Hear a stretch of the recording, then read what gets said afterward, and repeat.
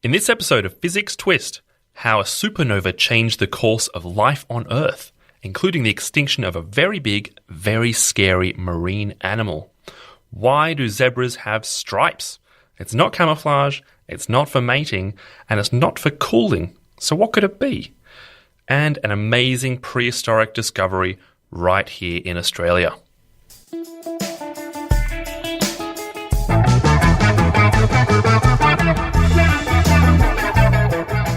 Welcome to Fizzics TWIST. This week in Science and Technology, the Australian science news podcast for the scientifically curious, both neophytes and crackerjacks alike. We are powered by Fizzics Education, leading science communicators in the education space. I am Duncan, and today I'm joined by special guest Education Director, Holly. Hi, Duncan. How are you? I'm very well, thanks. How are you? I'm doing pretty great, I think. Thanks for joining me today. Always a pleasure. Of course it is. And you were on here almost a year ago. Yeah, I think I did the first couple of episodes. Yeah. Yes. Yeah. Excellent. And then we got special guest Quill in to take over the reins. Yeah. Quill just, usurped me and took over the Fizzics TWIST empire. She's very good. The empire. The dynasty will last 1,000 years. That's right. So, also, not to forget to our dear listeners, we have an Instagram account, which is at Fizzics TWIST, so please be sure to follow us on there for lots of updates and fun things that we like to post.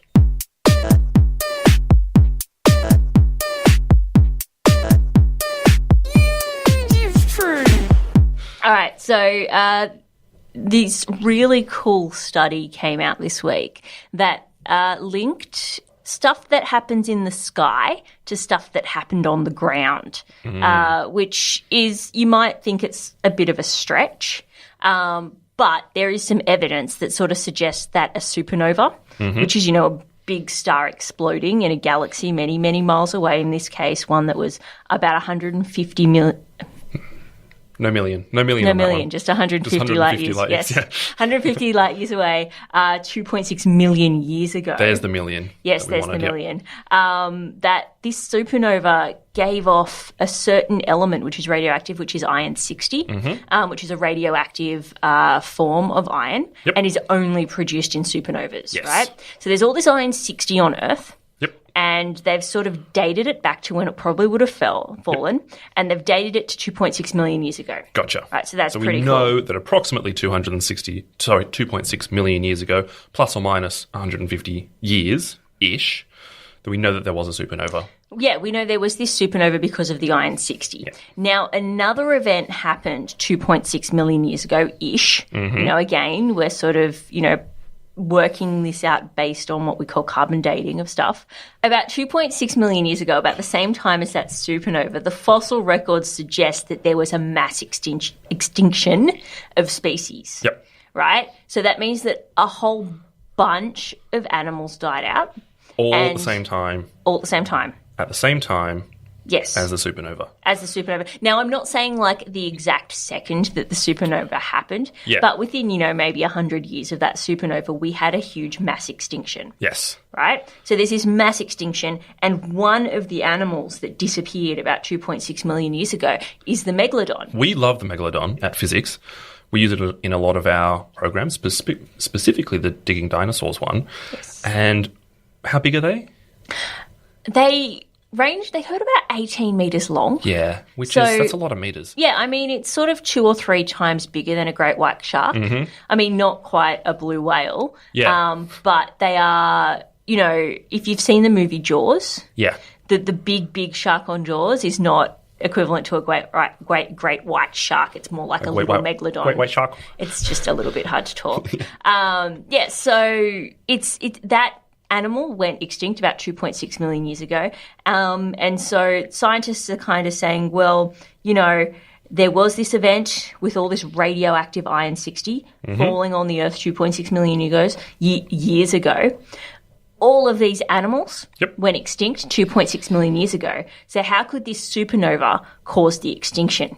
Now, what happens in this supernova is all these radioactive particles get rained down on Earth. Yeah. Now, most organisms aren't really affected. And it's because, we get hit by radioactive particles every day, but we don't absorb enough of that radiation for it to make us sick. Yeah. But if you are a really, really big thing, you absorb more of those things, particles, which means that radioactivity would have a bigger effect on your body and make you sicker. So it's kind of like, of all these animals that died out 2.6 million years ago, they are, hypothesizing that they were the really, really big ones because they would have been more affected by this radiation. The bigger you are, the worse the effect is, purely because you're absorbing more of that radiation, which the one that I'm seeing is called a muon, which is like an electron, but more massive. It's bigger, it's heavier, effectively.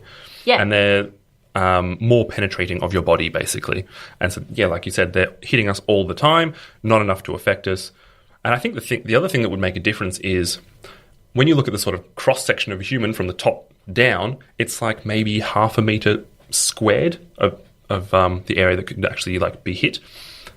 But if you're a giant shark the size of a school bus, that's a lot more square metres. Yeah, completely. So, you get hit by more radiation, you get sicker from that radiation, and you potentially die out. Exactly.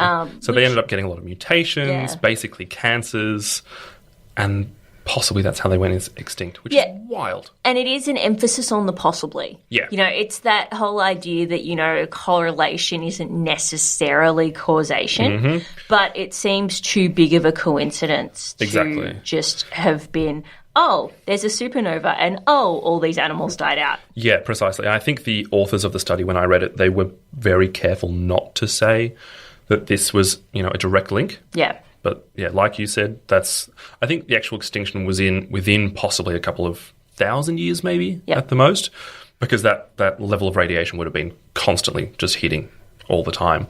It's an amazing coincidence if not. Now, I did also read that there could be lots of other factors that contribute to the extinction of the megalodon. So competition from other species. So there were lots of other shark species at the time. And also the fact that megalodons, like we said, are absolutely massive. And so because they're so massive, they have to take in a lot of resources, which means they're competing for, this huge amount, and they can't really do that very well. So the ecosystem would support a lower population density.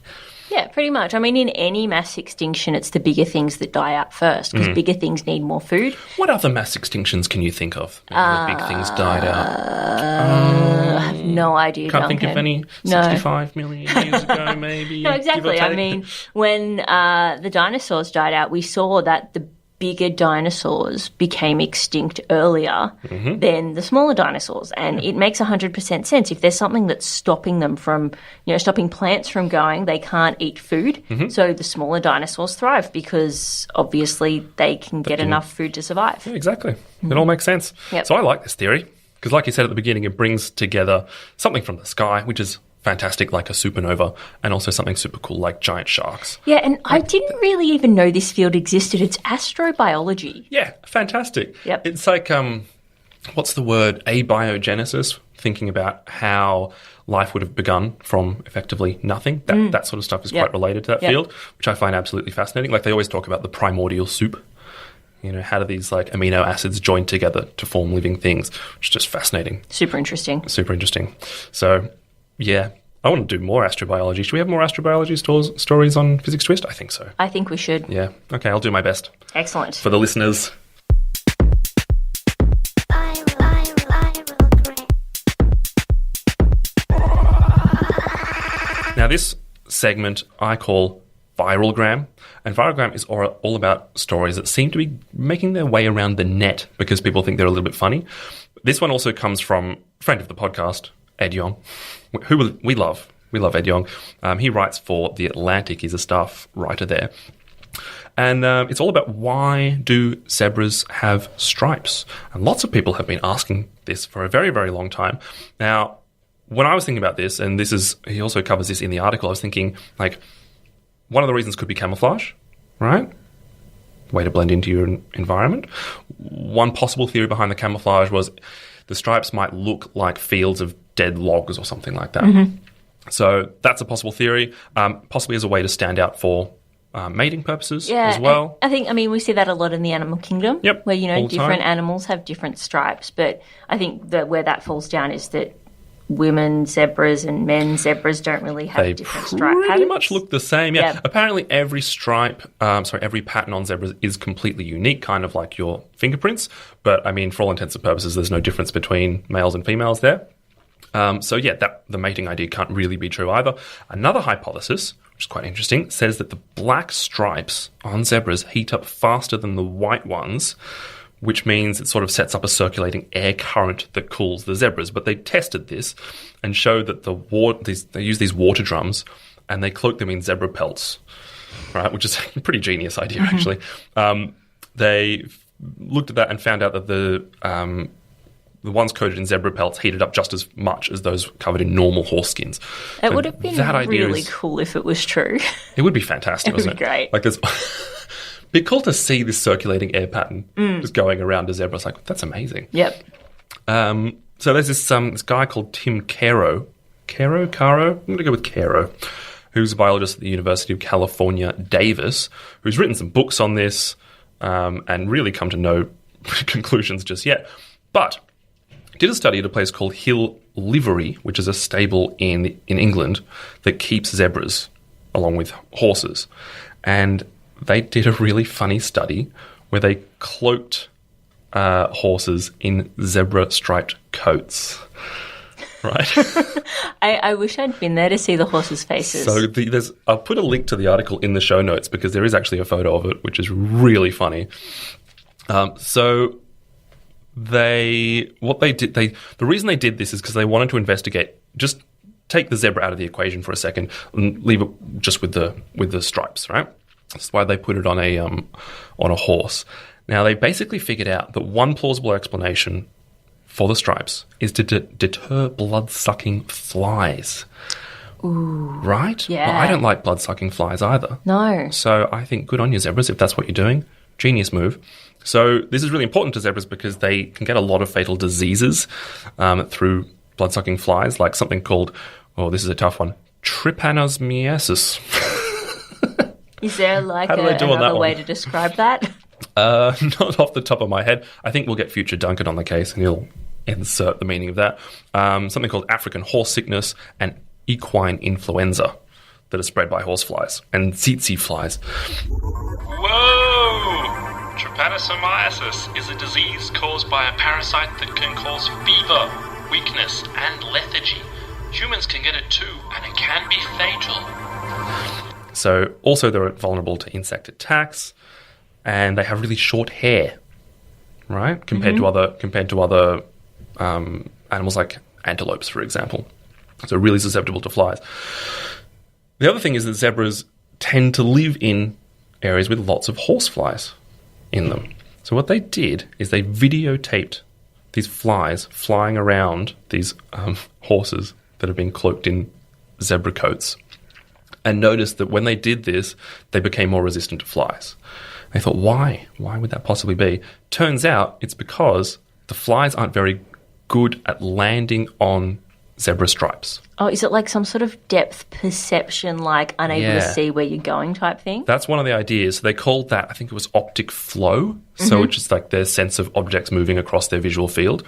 But one of the other reasons that they came up with is that the stripes might look like a pair of trees, right? So let's say you've got two black stripes on either side with a white patch in the middle, and the flies might see those as trees and then try to fly in the middle, and then they just bounce off.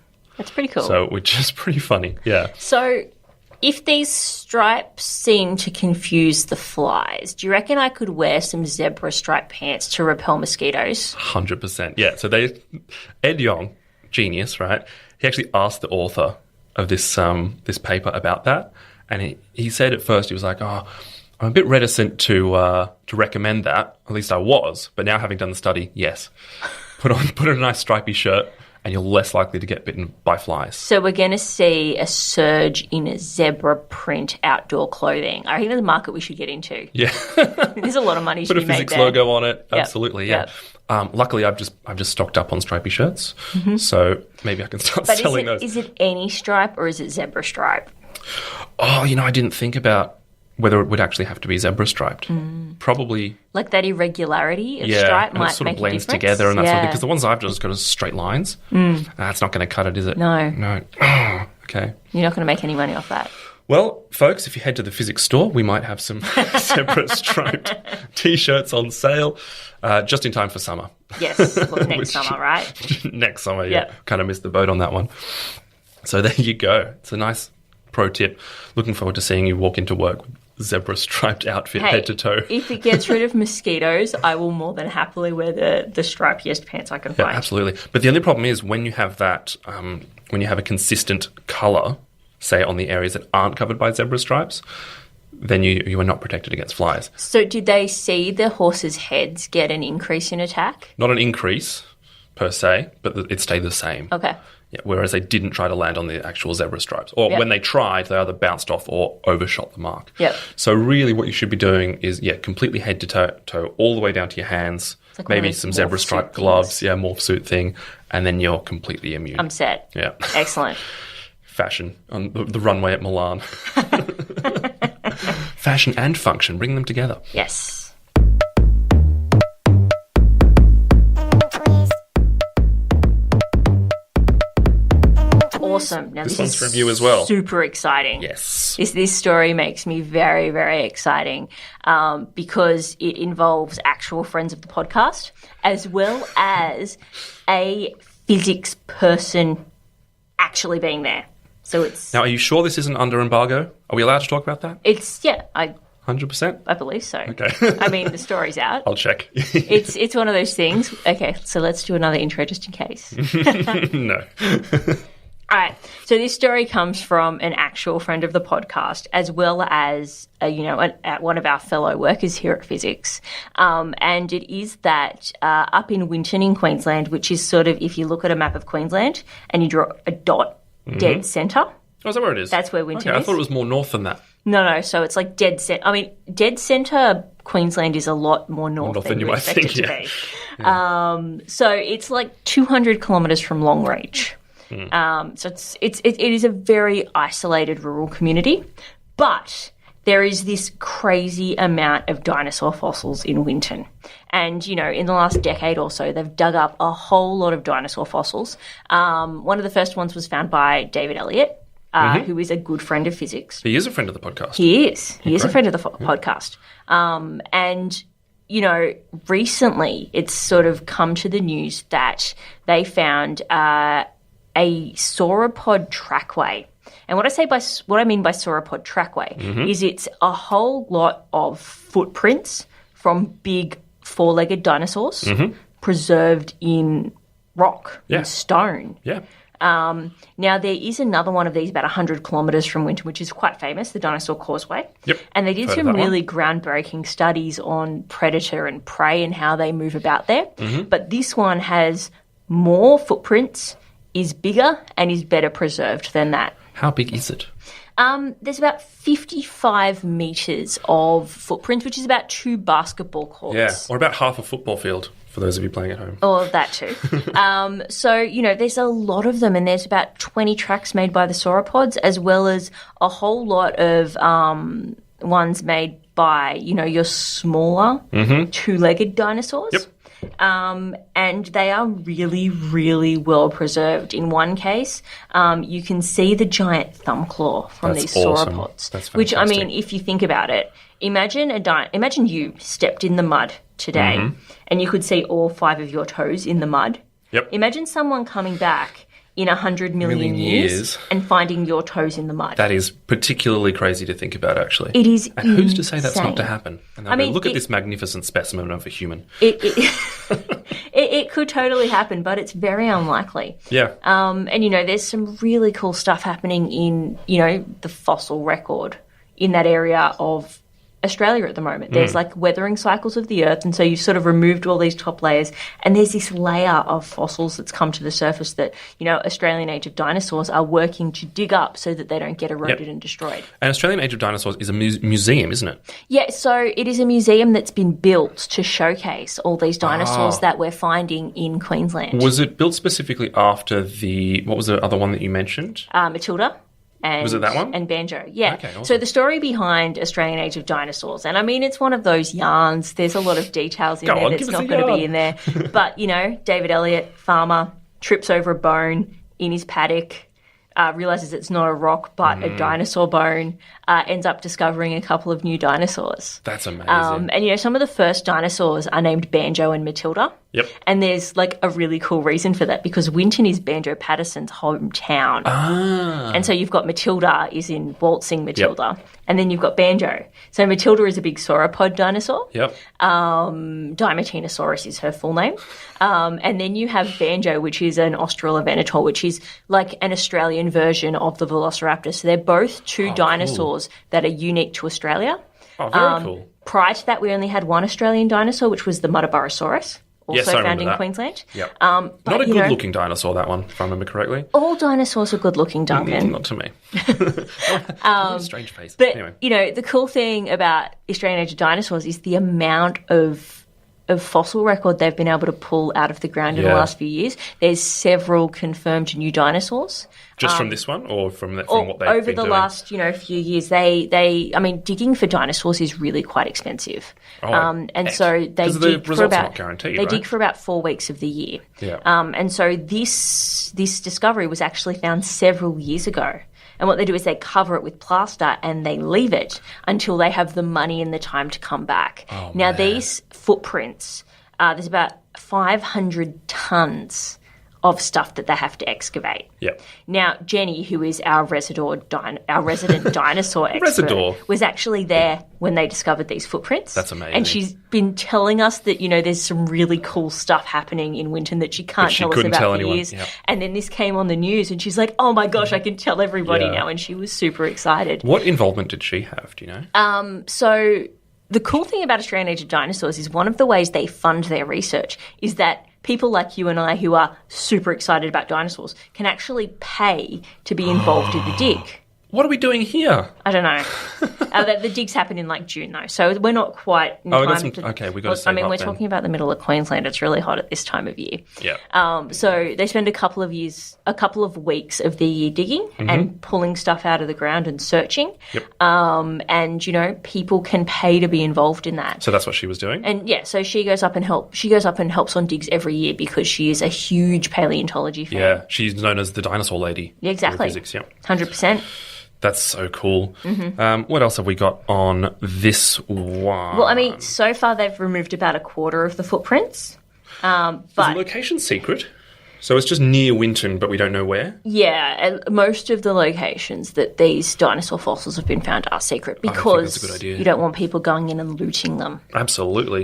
In America, it's a huge issue. Really? Yeah. Why don't they keep them secret? Well, there's a law in America that says anything that's found on your land is your property. Oh, yeah, okay. And so what's actually been happening is these fossil hunters are paying ranchers, so farmers, like $5,000 or $10,000 to be able to dig up parts of their land where they suspect there's fossils. Yeah. And then those fossil diggers, they keep those specimens once they find them, and then they auction them off to the highest bidder. Sell them to museums Yeah. / Well, like private collectors. The fortunate part about that is a lot of them are not going to museums. A lot of them really? are ending up in private collections where science can't study Can't them. actually- Oh, that's annoying. There's a really famous dinosaur, which is Sue, Yep. who is at the Field Museum in Chicago. Sue is a T-Rex, is she not? Yeah, so she is the most complete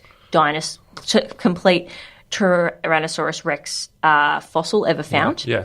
And so it went on the open market and she was the first dinosaur to go on the open market at auction. And Good it Lord. cost something like $7 million I'd pay it. to keep that dinosaur in the museum. But, they had investment from a whole lot of other people to keep it there. Yeah, right. And they were up against a private bidder. Really? Yeah. We don't know who the private bidder is. Oh, I think there's a news story out there with that private bidder's name in it. But, there's T-Rex skulls selling for $1 million. Yeah, that is And crazy. just going into people's lounge rooms. Surely you would actually, say, give it to a museum first and say, look, study this. When you're done, I'll take it back. And in put it some in my lounge room. cases, you've got some really like altruistic people buying this stuff where they are sort of saying, "Oh yeah, you can come and have a look at my bones." But So kind. But in other cases, they're just going into private collections, never to see the light of day. And also, we don't know if they're being taken care of properly. Yeah, absolutely, because people probably don't have the expertise You know, to be able to do that. It's kind of a catch-22 though, because, you know, if you think about, you know, how things weather away and rock erodes away, you know, these fossil hunters are going out and pulling this stuff out of the ground so it can be taken care of. So if these fossil hunters weren't out there, this stuff would erode away and get lost. So maybe... And so it's like... If it was in the ground, it would erode away. But if these guys sell it, it goes into private collections. Now, or at least it's a bit better off. Yeah. But the thing is, I'm not entirely sure about that because it may have survived 65, 100 million years. I think it'll survive a little bit longer in the ground than to go into the private collection of someone who doesn't really know what they're doing. Yeah, but what if it's never found? If there's no incentive, there's no economic incentive to go out and dig up these bones unless they can sell them. I really want to be a fossil hunter now, though. Isn't that a cool job title? It is a pretty cool job. You should go up to our friends at Australian Age of Dinosaurs. I think I'll have now, to. actually, if you want to know more about Australian Age of Dinosaurs, Ben, on our sister podcast, the Fizzics Ed podcast, interviewed Stephen Rumbold, who's their education quarter and lab supervisor, on episode 39. It was episode 39. That's about a year and a bit ago, I think. That he did that it was one. a while ago. But if you are interested in hearing more about them, definitely look it up. Stephen was withholding this information from us. He knew what was going on. Totally. Stephen, friend of the podcast. Love your work. The other interesting thing about this is I read the press release when they discovered this, and about half of it was about the fact that it'll bring lots of tourism to Winton. And I was thinking, just tell me about the dinosaurs, right? But fair point, it will actually bring a fair amount of tourism back into Queensland and specifically into these rural towns where they are kind of struggling a little bit. So that's a positive to come out of this as well. Yeah, and It's a big economic incentive as well. Winton has become this little dinosaur town Yeah, because the whole community is finding dinosaurs on their properties, and so the whole community is being invested in this, which is really cool. Wouldn't it be great to find a fossil in your backyard? It would be great. I almost did once when I was probably about 6 or 7. I was climbing on some rocks near my house, and I found this shape. It looks like a tiny turtle, and I was like, I think I found a fossil. Really, it was just like sort of a divot in the rock that looked like the shape of a turtle. And my lovely, kind mum was like, let's take a photo of it and send it to a museum and see what they say.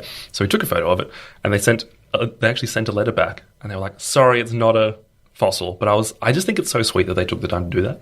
But I think, you know, people who are working in museums want kids to be looking and want to acknowledge these kids that are interested in science and interested in discovery, and I think it's great that they acknowledge that. Yeah, it's really cool. Thanks, Mum. All right, I've got one more thing to talk about, Holly, which is the fact of the week. Dun, dun, dun. Dun, dun. It actually comes with its own theme music, so you don't need to do it. Now, what I always like to do is I hide the fact of the week from inside of our notes document so that you don't read it. Are you ready? I am ready. Okay. The fact of the week is, it is impossible to burp in space. Isn't that a good fact? It's pretty cool. It's a pretty good and fact. I'm just thinking about it. I've been reading a lot of science fiction lately, and sort of is it okay? Yeah. My Have a guess question about is, why. Is it impossible to burp in space, or is it impossible to burp in zero gravity? Are the things not one and the same? No, because in space we can have simulated gravity. Ah, I see. So like the 2001 rotating... Yeah, the rotating drum on spaceships. Yeah, okay. Like, that's in space. Is that a real thing right now? No. I mean, the theory exists. We don't have any need to build the technology just yet because we're not sending humans on really, really, really long trips. But, you know, if we were sending humans to like Mars or something, we would definitely have one of those rotating drums. Yeah. A lot of power required to do something like that because they have to spin really, really fast. Yeah, they do have to spin quite fast, but if we've got like nuclear reactor technology in there, it's not too bad. Not too much? Okay. Well, regardless, you're correct when you say it's to do with zero gravity. Okay, so let's take the space part out of the equation. It's impossible to burp in zero gravity because gravity pulls things straight down, and so when there's no gravity, gas and liquids in your stomach would not separate. Yep. Okay? So the gas can't separate out to come back up and create a burp. That is why. At least it sort of can happen, but rather than being a burp, it would be what this article describes as a vomit.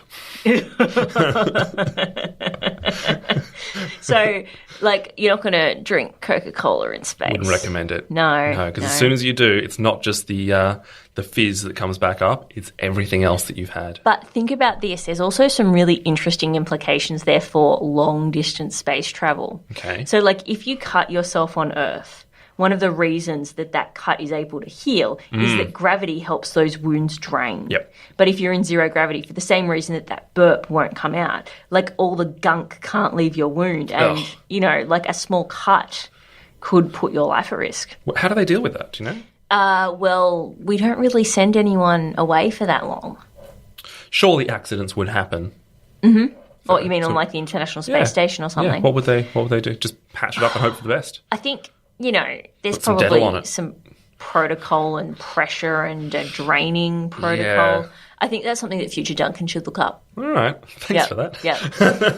I'm going to have to be calling up NASA. Have you guys thought about this? They're like, no. What do we do? we'll do some searching and get back to you. Yeah. Okay, perfect. Well, hey! The medical kit on the ISS is basic. It contains a first aid kit, a large book of medical conditions, a defibrillator, a portable ultrasound, a device for looking into the eye, and 2 litres of saline. A better option for serious conditions would be to return the patient to Earth in the Soyuz spacecraft, which is a journey of around 3.5 hours. But on the Soyuz, they could experience G-forces of up to 5G, which isn't fun even when you're totally healthy. Well, hey! All right. Well, I think, Holly, that might be a wrap on Fizzics Twist for this week. What do you think? Sounds good to me. Wonderful. Thank you for joining me. And don't forget that you can meet the wonderful people of Fizzics at your school, vacation centre or birthday party. Just go to fizzics.com.au. Also, if you liked this, you can rate us on iTunes. It really helps us out. We'll be back next week with another one of our educators from Fizzics. In the meantime, if you want to hear some thoroughly thought-provoking discussions with leading education providers and other hot content, you can check out the Fizzics Ed podcast by the bouncy and benevolent Ben Newsome. Catch you next week.